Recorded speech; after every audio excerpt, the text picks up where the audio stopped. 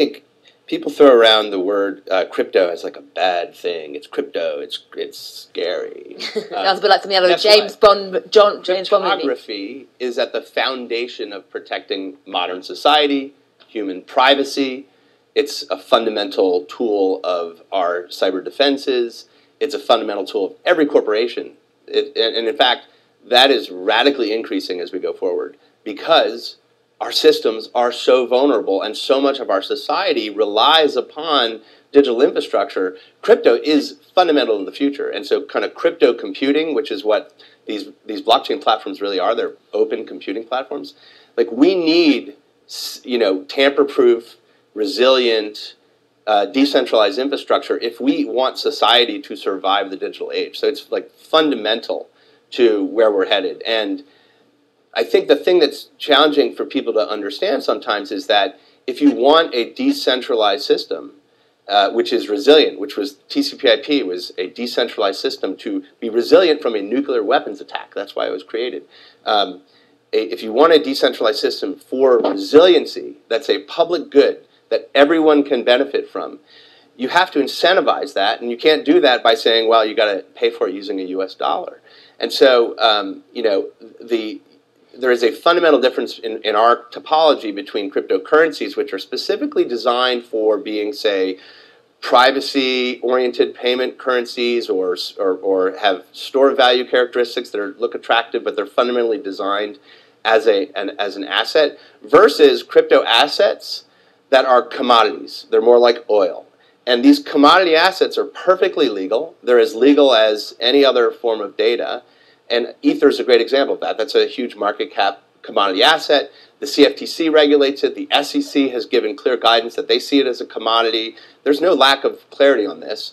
And the U.S. Treasury has said, you know what, if you're moving this stuff around, you got to keep records and you got to work with law enforcement. So there's not a huge piece there. But digital commodities that power this new fundamental infrastructure layer of the internet, these are going to grow and grow and grow, and they're going to be bigger and bigger and bigger. And so that's just, I think, a fundamental piece that I'm not sure a lot of people understand.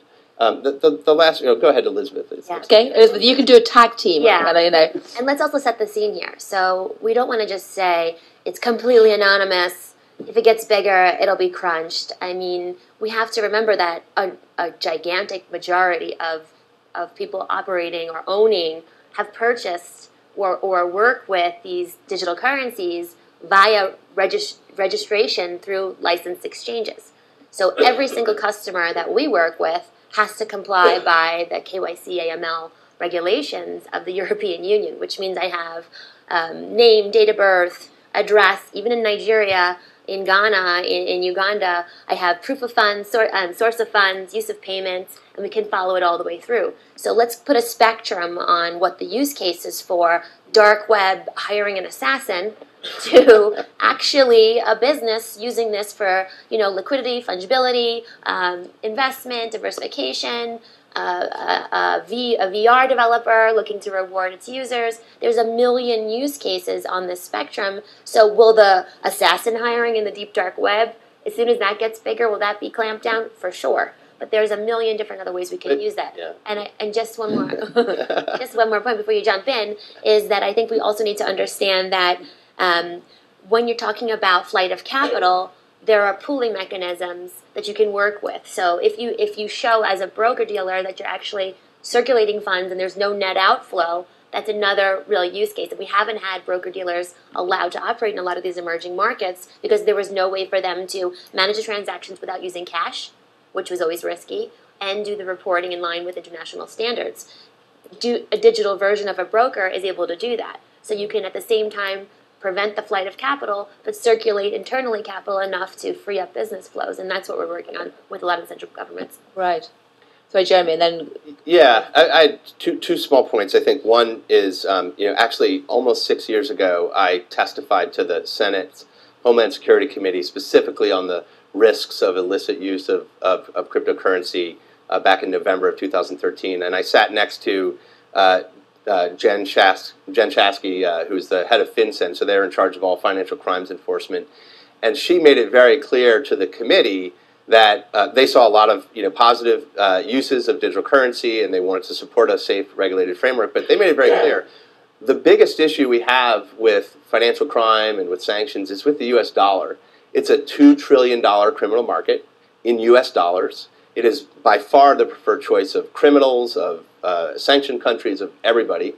And in fact, the central bank of the U.S. prints literally 360 billion physical dollar notes, half of which are $100 bills that are sent overseas. I wonder who's demanding those central bank dollars. So I think I'm actually supporting Ken's point, which is that crypto is still too small, and that the big guns are focused on the money that the Fed is giving out to countries around the world, and that's where the real problem is.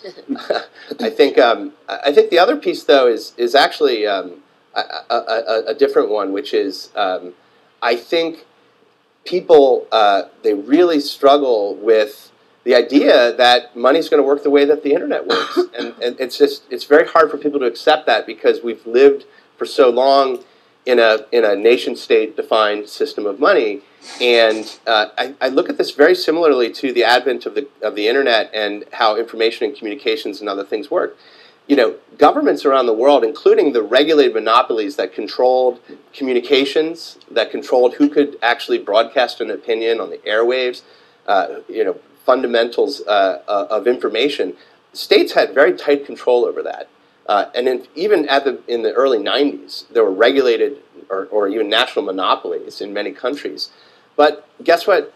The internet got connected. It was not that big of a deal. It was small. It was creeping in. And then it grew very dramatically. And I don't think anyone in this room would want to give up the freedom of communications that they have and the ability to access all the information of the world.